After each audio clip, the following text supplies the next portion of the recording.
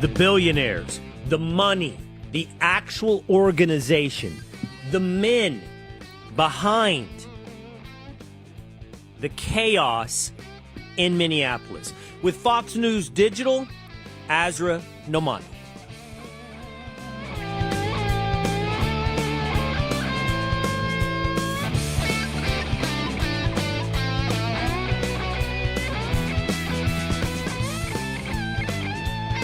It is Will Cain Country at the Will Cain Country YouTube channel, the Will Cain Facebook page, Spotify, and Apple. About damn time. It's about time. It's been since 1989, the 150th Westminster Kennel Dog Show. Best in Show, won by the Doberman Pinscher. The home team, Penny, wins Best in Show for Saint. He wins Best in Show for Violet. She wins Best in Show for Leon. I have had Dobermans for almost 30 years. 3 different Dobermans. Stumbled upon my first one in 1999 at the Humane Society Maui Onion Festival display booth. And there was Leon, right there, $40. 30 years later, and 3 Dobermans. Penny brings it home for the home team. Doberman Pinscher, Best in Show. Thank you, two-a-days. Yep. My wife sent that to me, and she wanted me to tell you about it, but you already saw. I got so many texts this morning. It was almost like the Cowboys winning the Super Bowl. So many people texting me about Penny, including Penny's performance this morning on Fox and Friends. Incredible. And I recognize, by the way, if you're not out there and you're not a lover of the Doberman, looking at that contest last night, looking at Penny on the green turf of Madison Square Garden, how you could look out there and you could say it looks like an axe. Sharp, sleek, fierce. Where's the personality? Where is the cuddly? Where is the pet inside of Penny? But I think you got to see that as she lounged on the couch at Fox and Friends. And you got to understand something about a Doberman. A Doberman will literally cut you with their eyes, with the sharpness of their ears that look like blades, and at the same time be the biggest couch cuddler you've ever seen in your life. Fierce to the stranger, soft to the family. Congratulations again to Penny. Celebration this morning by Saint and Violet. Asra Nomani is a Fox News Digital investigator, previously with the Wall Street Journal. She put a piece up recently that begins to dig into the organization and the money and the actual men, the human beings, the billionaires behind the professional protest organization in Minneapolis. But not just in Minneapolis. You see the same players, you see the same tactics, you see the same techniques multiple times, from the streets of New York City to perhaps protests across the world. And she's answering a question that many of us have asked. Are these protesters paid? How do they end up with professionalized, mass-produced signs? How are the same people showing up in different cities for different causes? And there are answers, which we're about to get here, from Asra Nomani, who joins us now on Will Cain Country. What's up, Asra? Great to have you here on the show today. Oh my gosh, thank you so much, Will. I always wanted to be a war correspondent. I just never knew I would be in our own country. Oh, what a wonderful, maybe what a terrible way to characterize exactly what we're watching unfold.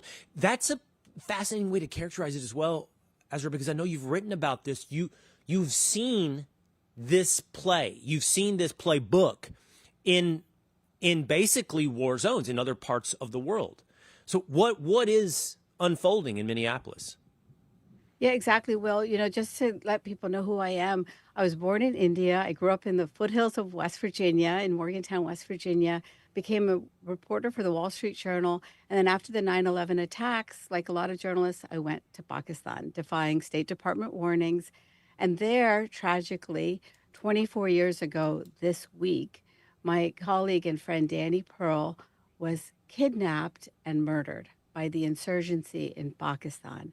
So, Will, I know it well. You know, I have studied the insurgency in Afghanistan, in Pakistan, and my little mea culpa, because I couldn't save Danny's life, was to teach this thing called cultural intelligence to our military and FBI and State Department folks deploying to Afghanistan and Pakistan from about 2009 to 2017. And a lot of those lessons are ones that I am now applying to our streets, Will, because what the military and intelligence analysts say to me is that we are facing an insurgency in the United States. All right. When we hear the word insurgency, Asra, we think of Iraq. We think of a war that has devolved into guerrilla warfare, quasi-civil warfare, domestically within the society, within a civilization, within the environment of something that should otherwise be stable. So tell me more. I actually used that word last week, Asra. I used that word, insurgency. But you have much more expertise and experience in making a comparison, apples to apples. So what have you seen over there that you're now seeing here in America? So one of the really critical elements of an insurgency is that it is enmeshed in the community. And that is one of the greatest challenges that the United States faced in fighting the Taliban in Afghanistan and then the Iraqi insurgents throughout the region in the Middle East. So that is clearly happening in the US. We have cells in mostly blue cities, because that is the way this is ideologically developing, of these militants really in our streets and people who are trying to really defeat the United States as we know it. One of the examples that I'll share with you is that what I have come to understand here in the United States is that we have these red cells. So they are self-declared socialists, Marxists, Leninists, and communists. And Will, I only know this because I've been on the streets, you know, and I have studied their signs, their symbols, their slogans, their language. And they have enmeshed in our communities now so that even the mainstream media does not report them because through the lens of their ideology, but just as things like preschool teacher, mom, nurse. You know, these are the characteristics that you have seen now of these anti-ICE activists, right? But they are actually ideologically motivated to destroy the United States. And the language that they use is that the United States is an empire and that they are in the belly of the beast and they want to destroy this empire. When you say insurgency, I hear some level of organization. Is the only tie that binds this domestic insurgency ideological? Is the only tie that binds them a common belief, a common radicalization? Well, that is one critical connective tissue. And if we think about the insurgencies in Iraq and Afghanistan, that is what we faced. You know, I am Muslim. I was born into a critically thinking Muslim family. And so you see me here as a manifestation of what is called Muslim reform. But what those ideologies and those insurgencies represented was an extremist interpretation of Islam, right? And so ideology is so critical to understand when we want to figure out how to do this thing called countering insurgency. And so I'm going to walk you through just a few examples that I've picked up on the streets. The first one is as blatant as you can get. I don't know if it'll show up full on the screen, but what does it say? Socialism beats fascism. And what's critical in all of this is to look at the fine print. And who is it that endorsed this message? None other than the Democratic Socialists of America, which elected Zoran Mamdani. Well, we think, oh, that's innocuous enough. But what they are aligned with is this group called the Workers' World Party. They are self-avowed communists. And the messages that you're going to see here on these first signs are ones that folks will have been familiar with over the last couple of years after the October 7th attack by Hamas. Israel, apartheid, and genocide, funded by the U.S. So the U.S. is the enemy here. And these are organizations that are working with lovely sounding names like Code Pink, an organization that we'll talk more about. But here you can see that they are messaging to go after one of America's allies, Israel. So these are signs from the last couple years. So I want to take us now into how this messaging and the propaganda of these organizations have morphed. Just last week, I picked up this sign on their National Day of Shutdown against ICE. From D.C. to Minneapolis, stop ICE terror. So now the federal government is associated with terrorism. So an insurgency uses language in order to win popular support. That's so critical. And we can see this happening. The narrative war is so critical to an insurgency. And again, you have to look at the small print because down here at the bottom is the Party for Socialism and Liberation. This is the clear ideological connective tissue between these organizations. And then what we have to do next, of course, is follow the money. Forgive me, Asra, for just one moment. As I was just sending a text, I often produce the show as I conduct the show. And I'm going to be honest with you and the audience, the text that I just sent to both my television show staff and to my digital show staff reads as follows: holy shit, this is good. I just sent that text to both staffs because what you are showing me is, but you're illustrating this. You are holding the signs. You just held up to me four signs. And let's talk about the signs for a moment before we go deeper. Okay. Great. Big Perfect. words. Thank you so much, top Will. line on each sign.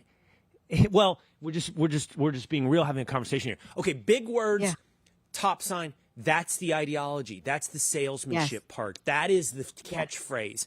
And that is where the casual American out there just sees an image running across their television screen on CNN and thinks, yes, maybe I hold up your random sign, whatever one it may be. Yes, that's a feeling. That's something I might be able to identify with. But that, first of all, is incredibly honed. The big top line thing. See? And then no kings. This is one illustration. You've got one right there. Let's see that. Yeah. Who wouldn't agree with the idea? Yes. No kings. I mean, America was formed against, the British crown. And so they are borrowing from the American Revolution now with this handmade sign, but we'll continue to follow the money and follow the signs. But look then, they just crumple up the American flag, right? This is not how I treat the American flag. This is what they do with it. Staple it to this sign. And just like you said, Will, it's attractive to people, right? They make it so that they will win popular support. And that's why in Afghanistan and Pakistan, one of the clear elements of our strategy was about winning hearts and minds, because that's what the insurgency had captured. Okay. All right. Now, but by the way, no kings is one thing, because to your point, everybody could identify with that, but there's increasingly radical language in those signs as well. To the point where one is, I believe one of them you held up said America is the empire behind genocide, something like that. So it's like a sliding scale of signage of top lining this, taking you further and further into the radical ideology. But just as interesting and just as important is the bottom line, as you described it, the fine print. It is the Democratic Socialist of America. It is the Workers' World Party. Who are they, Asra? So they are a global network of self-avowed socialists, Marxist-Leninists, communists. If our viewers and listeners don't know the ideological differences between these different organizations, it's okay. because they all morph into one after the other. And I found this in Pakistan also, Will. When we were investigating Danny's kidnapping, we went from investigating Lashkar-e-Taiba, that morphed into Harkatul Mujahideen, that morphed into Jaish-e-Mohammed. So, they're all just they're all wearing different uniforms, but they ultimately have one goal. And in this instance, then, of this insurgency that the world really faces, but America right now, they are anti, quote, capitalist, right? So they are uh, proponents of a system of governance and economy that follows in the ideology of Karl Marx and Lenin. And this is now practiced by governments like the People's Republic of China, Cuba, and a name that many people will recognize, Venezuela under Nicolas Maduro. And so the connective tissue in all of this is a global movement that is seeking to have supremacy through its worldview of a Marxist Leninist empire. Okay. It's a global, I hear you. These organizations flow, they morph back and forth, they're fluid, but they share a common Indian worldview. Okay, let's take a minute. What is the worldview, ultimately, the utopic vision of the DSA or the World Workers' Party? What do they want? What is the end game? Well, one of the real critical elements of understanding all of this is to read their own propaganda. And, well, what they clearly say is that they want to smash capitalism. They want to open borders. They want all of these policy changes that have been, really on the streets. If people would hear it, they talk about words like liberation. They hijack terms of social justice because theirs is a worldview and an economy that is completely opposite to the free enterprise systems that the West is practicing.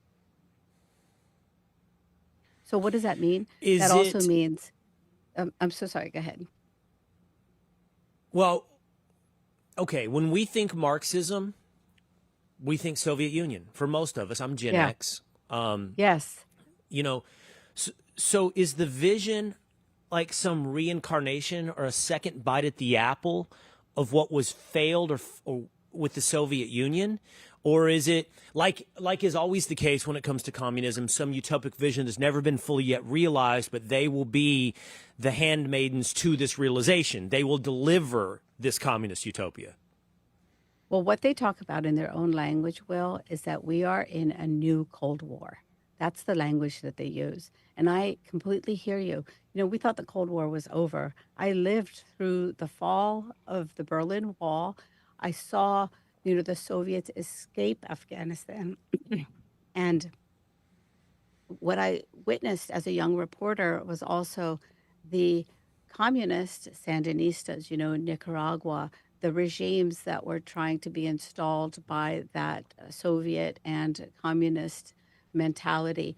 My native India was aligned with the Soviet Union through the 80s, and it called itself the non-aligned movement. So those are all terms that I thought were in history. But, Will, I watch their propaganda, hours upon hours of binge watching when I'm not watching you, and they are all talking that language again. Sorry, but they're talking about the global South now. That's where they put Venezuela, Cuba, and all of these nations that they want to control. Okay, I'm bouncing around, Asra, but I think I can piece it together in my head. And by the way, I'm being open with you and the audience. I just said, please fly Asra to Dallas to spend an entire hour with me on the Will Cain Show. I don't know if you'll fly with those signs because those are pretty embarrassing signs to be carrying under your arm. No, I've got a system. I have to, because I'm going to show you. This is exactly how they do it. I'm going to show you a small version of it. See, this is how they make their signs. So this is the Minneapolis one, and they're very proud of this now. They print it out, they staple it. They have this long paper. They staple it together, front and back, and then they staple it to these sticks. And so for my TSA approved signs, I unstaple them from the sticks in order to be able to pack them in a big suitcase. So I've got them coming to your studio, Will. No, this here's the thing that you're exposing, okay, and it deserves even more exposure, I think, and we're going to continue in this conversation to do so. Look, I'm a firm believer that the news washes over people. It doesn't seep in. It doesn't soak. We don't understand the deeper layers of the news. We often do the news on third base without understanding how you got to third base, what happened on first and second base. And what you've done now is you're digging into something that's washing over people. These protests in Minneapolis, these signs that we see. And when it washes over you, you're like, these are some very passionate people who really believe that, perhaps through mass hysteria, ICE is really mean. But what you're showing is, no, there is a deeper, stick your rudder into the water. There's a deeper current here. And maybe those mass hysteria people are there, but they're being co-opted by people who have a much bigger plan. Yeah, there's no doubt that there are well-intentioned people, who believe that they are doing, quote, justice in the world. I was one of them. At 18, like every good 18-year-old, I thought I was a self-avowed socialist. I thought that this was going to bring, fairness and equality. I had witnessed so much poverty in the world, and I thought, how could we help the people of the world? Well, all I had to do, Will, was rent my first apartment from my local socialist professor. And he was a slum landlord, and he didn't care about the people, and he was as unjust as anybody could be. And so I saw the realities of this system that is lauded. But unfortunately, there are so many people that are really well-intentioned on the streets. But I want to give just one more example that I was looking for. People aren't going to pick these up, but I always do. I pay them the dollar through Venmo that they ask for. But this is one of the groups that is in Minneapolis right now. It is huge. So Socialist Alternative. Most people probably have never heard of it. But when you go into start flipping the channels, they are trying to promote Zohran Mamdani, right? They are going after the issue of the Epstein files. Like, they are grabbing every issue that they possibly can in order to further their cause.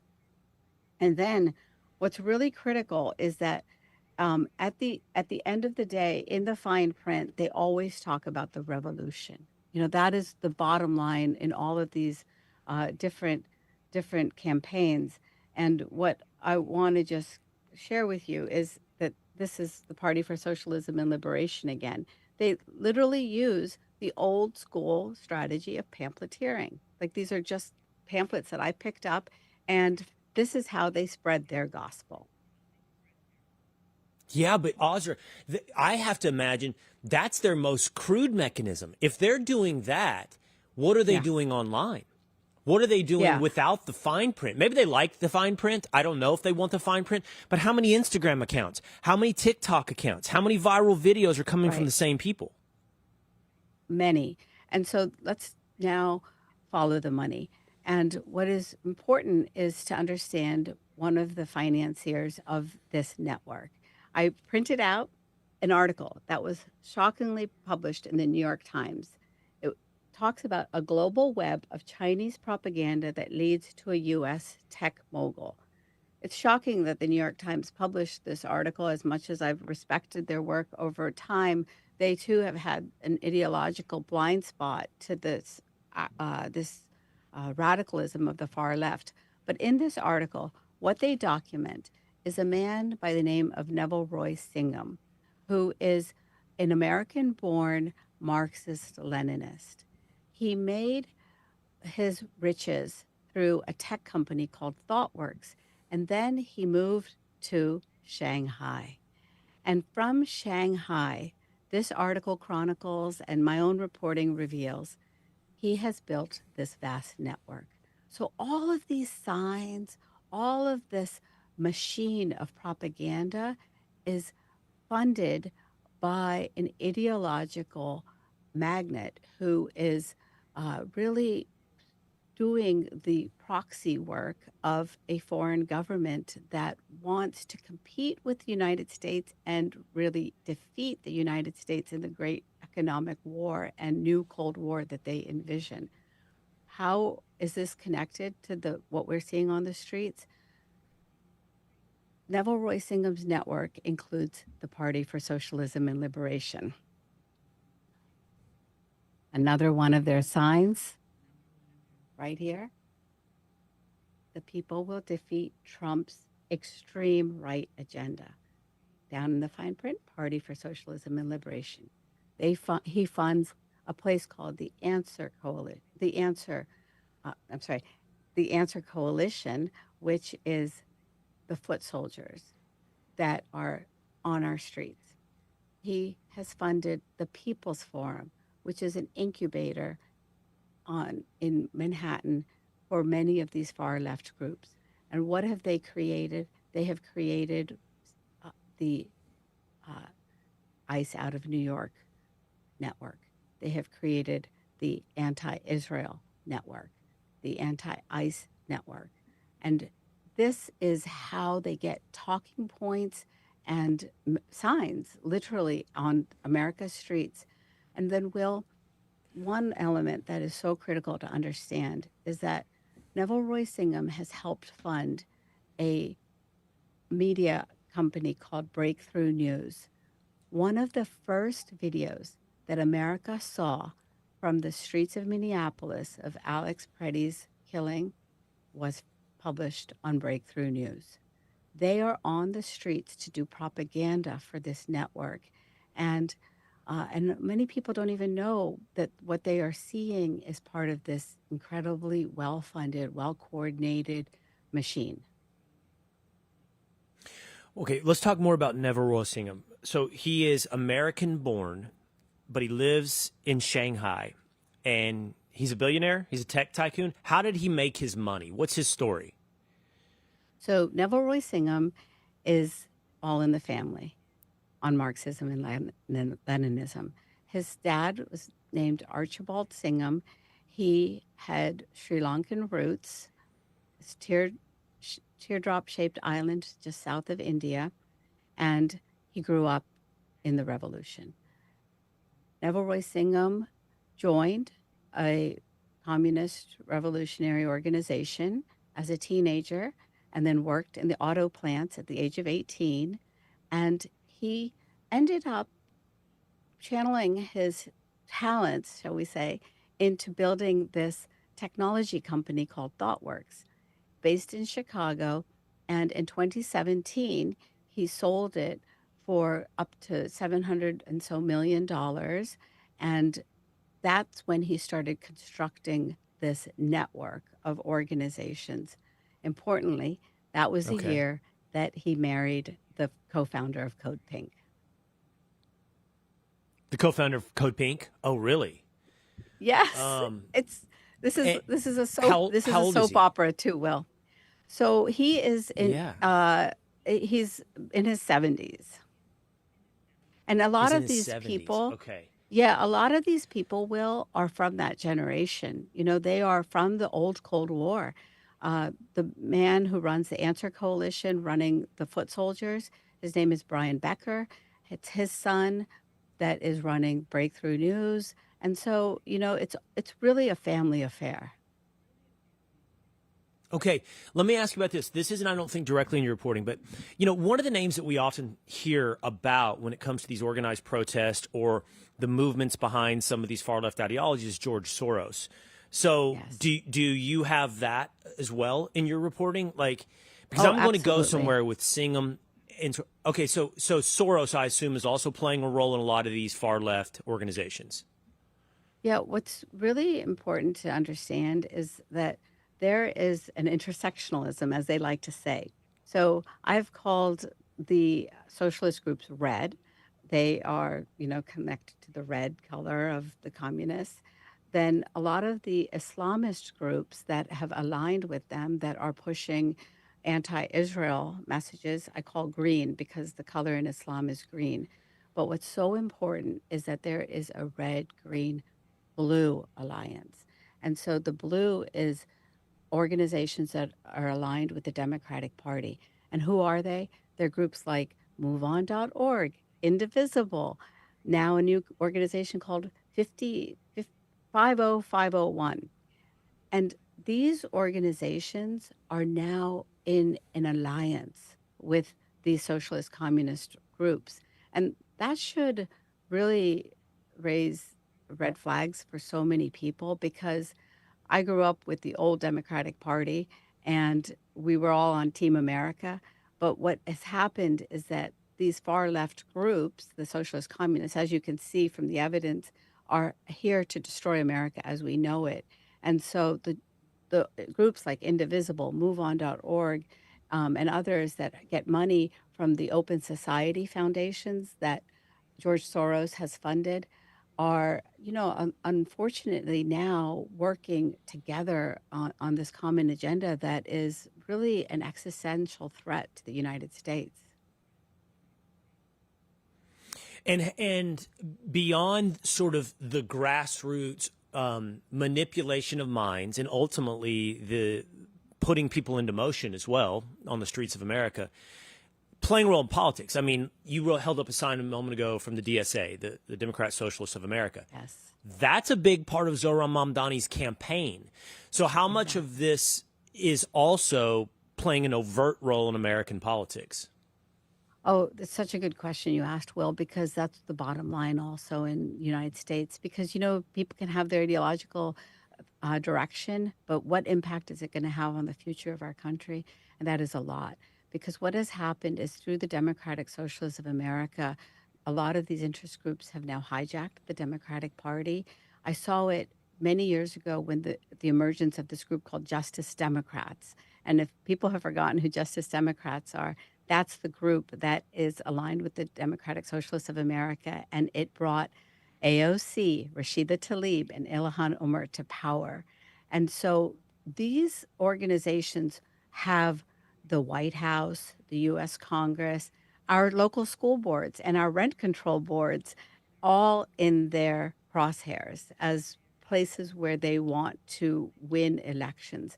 And why do I know this, Will? Because not only am I spending, all my late hours in these IRS forms called 990s that are filed by nonprofit groups, but I'm in the databases of the Federal Election Commission because these groups have also started something called political action committees and 501c4s, which do political work.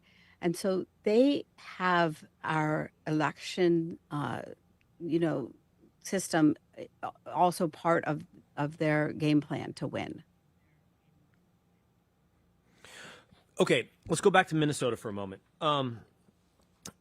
Asra, I've seen, you're talking about the minds, the signage, the sloganeering, and the organization. There's also the people. And I have seen viral videos on my own algorithmically provided scrolling feed of some of these guys, and I'm not going to remember some of their names off the top of my head, but who will go to some of these protests, whether it be in Minnesota or New York, and they see the same people. The cause is over a period of years. The cause changes, but some of the people keep showing up. They're the same protesters, the same people in the streets. So right. President Trump has said this. These are paid agitators. The left as characterized by late night comedians or, whoever it may be, says he's saying this without any evidence. Let's start with the organizational level, and then we'll get to the paid aspect of this. How much of these protesters are professionalized in some way, organized and showing up multiple places, multiple times, while the cause moves? It could go from vaccines to ICE. Right. Yeah, that's why I wanted to bring some of these Israel signs, anti-Israel signs to you, because I wanted you to see that the branding remains the same, but the cause just changes. They just type up a new message and slogan. So, well, what's really important, I always think, is to understand that you use the exact right word, that these protests are professionalized. So they try to set the question as, does every individual protester get a paycheck? As if that is the thing that we have to prove. But as a journalist, that is not what is important to me. I spent 15 years at the Wall Street Journal covering corporate America. And what it's so important to do is understand that we have a protest industry. So I cover everything like it's a business. And this is a business. It is a multi-million-dollar business. And these organizations have budgets that are multi-million-dollar. Their executive boards get salaries, like a typical salary somebody would get from, it could be as low as $80,000, but it can be as high as $250,000. And then they have salaries on different boards, they have different revenue streams, to use that term. What happens is that professional protest industry creates the ecosystem and the coordinated campaign that then brings people out onto the streets. And what do they use? They use digital platforms like Mobilize US and Action Network in order to get the word out to the well-intentioned people that then build their army of foot soldiers. But I see the same people emerging. One of the characters that people might know or not is a woman by the name of Medea Benjamin. She is one of the founders of Code Pink, along with the wife of Neville Roy Singham. Sorry, my headset keeps scooting.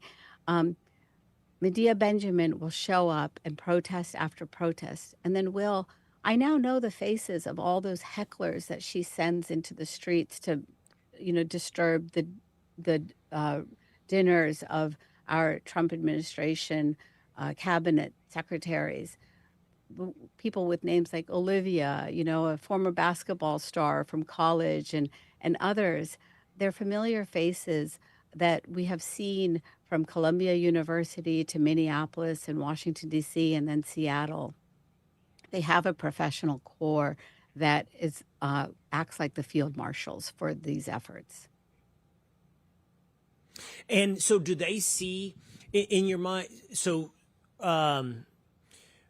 how does it, do they hop in for opportunistically to existing situations? So like, Minneapolis crops up, some protests start, and then they're like, oh, look at this opportunity, go here? Or are they actually the creators of the moment, of the agitation of the protest? Oh, they're the creators of the agitation. So why do I know this? Because at about 1 a.m., I was up Friday night, and I was working away, had the news on in the background, and I started seeing reports of aerial strikes over Caracas.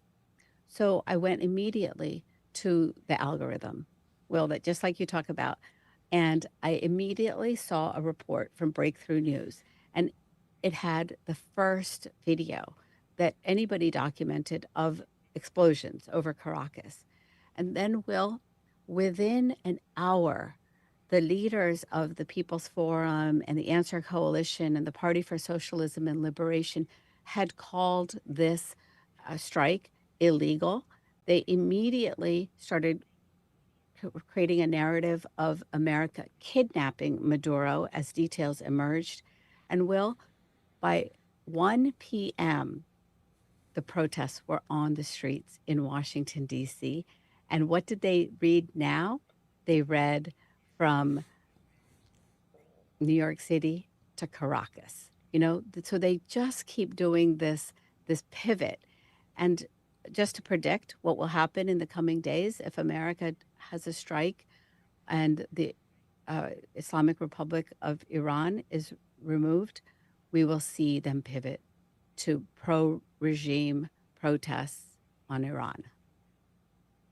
Pro-regime. So we will see people on the streets of America waving the Iranian flag in support of the regime. Yes, exactly. And I have already seen the signals. They are broadcasting on social media. If a strike happens before 1 p.m., we'll protest today. If it happens after 1 p.m., we'll protest tomorrow. So it's all scripted and Gosh. choreographed.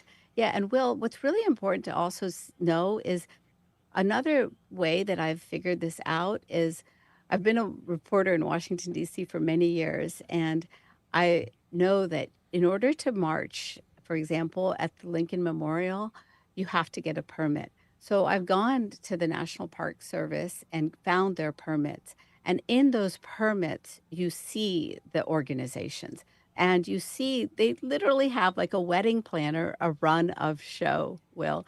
And in the run of show, they have everything scripted because if you think about it, this is, organized chaos, and they have to make sure that they have their porta johns and their security and their medical tent, and they stipulate all of this in their permit application. How much of this, okay, I'm going to use a word, and that word we're going to have to talk about. How much of this is propaganda? What I mean by this Oh, now is not propaganda in terms of driving forward an ideological vision. So, okay, within hours of the mission to capture Maduro, you say Breakthrough News has video up, and they're framing it, as a right. kidnap. They're framing it. Framing is huge. Framing. Yeah. I've begun to talk about this more and more in social media, but framing is everything. You tell somebody what they're about to see before they even see it, and that's how they end up seeing it. You know what I mean? Look at this Exactly. video; it's awful. But what I'm curious about is now, are they also faking it? Are they using AI? Are they doing things like I've seen a lot of videos going viral that look what ICE has done to this 16-year-old boy, and then it's like the Right. video gets millions of views, and it's only later that you learn that wasn't ICE. First of all, that was Anaheim Police Department, and that was a carjacker, not an illegal immigrant. So what you Right. saw had nothing. I'm wondering how much the complete misinformation is part of the toolkit. Oh, it's so critical. And Will, going back to, my awakening on this issue and how I understood how real this is, when my dear friend Danny was kidnapped, we started seeing the propaganda immediately. Danny was an American citizen, he was Jewish, and his parents came from Israel. So they first framed him as not just a journalist, but a spy for the United States as a CIA agent. Then the news broke that Danny was Jewish, and then they framed him as a spy for Mossad. So they kept shifting to win the popular opinion as they needed of this country, of Pakistan, and they could demonize him as a Jew and as a grandson of Israel. And then the propaganda video came out of poor Danny's murder, and they interspersed it with all these images from Palestinian conflicts with Israelis, and so that's my first like immersion into the reality of how the propaganda is used. And Will, I just on that point, I just want to say that when Khalid Sheikh Mohammed, the man who kidnapped, sorry, the man who allegedly murdered Danny, arrived, he came with two weapons. One was a knife, and the other was a camera. And so, exactly to your point, that camera is literally being called a weapon now.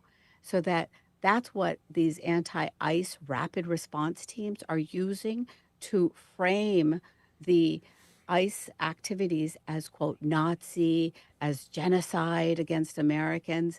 And what's happened, Will, is that this is coming out of literally a toolkit. I brought this with me also as a little show and tell.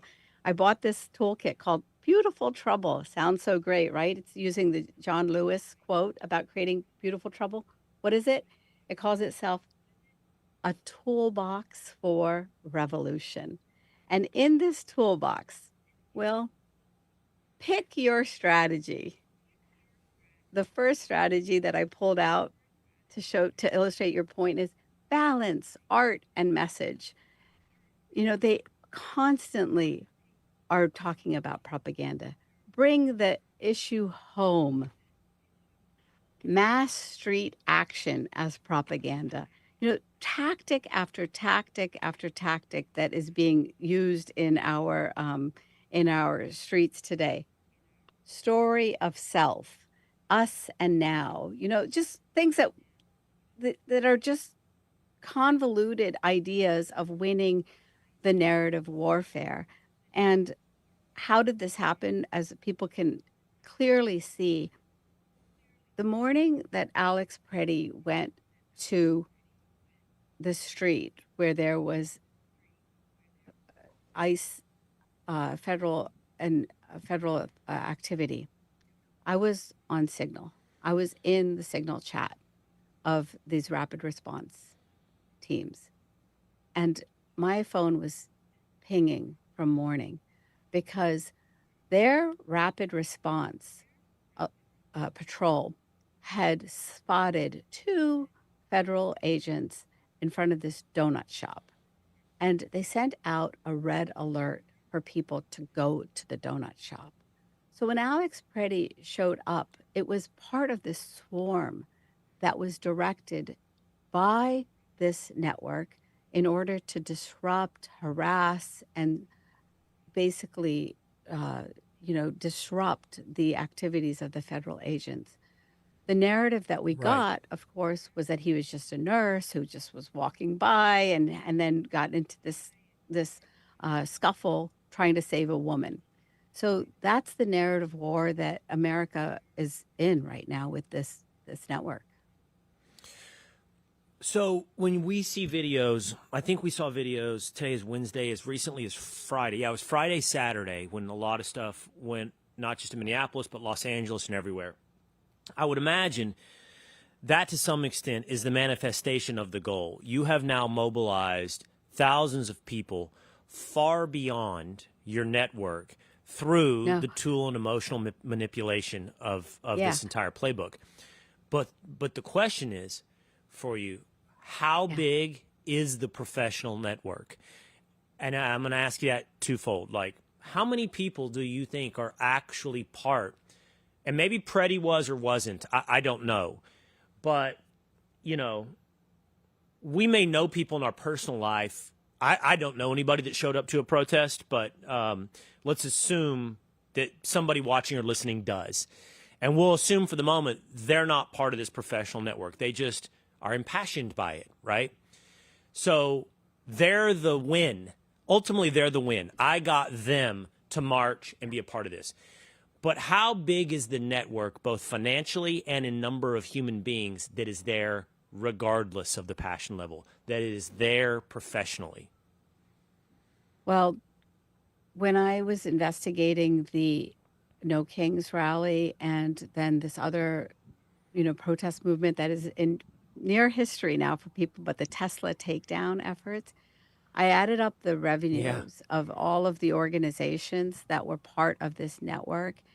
And it added up to more than $2 billion because this Really? network includes, because this network includes now labor unions, and they are very well funded. Labor unions like Communication Workers of America, the United Auto Workers, the teachers' unions, of course. I went on June 14th to No Kings rally. I remember the day because it's Flag Day and my dad's birthday, along with Donald Trump's birthday.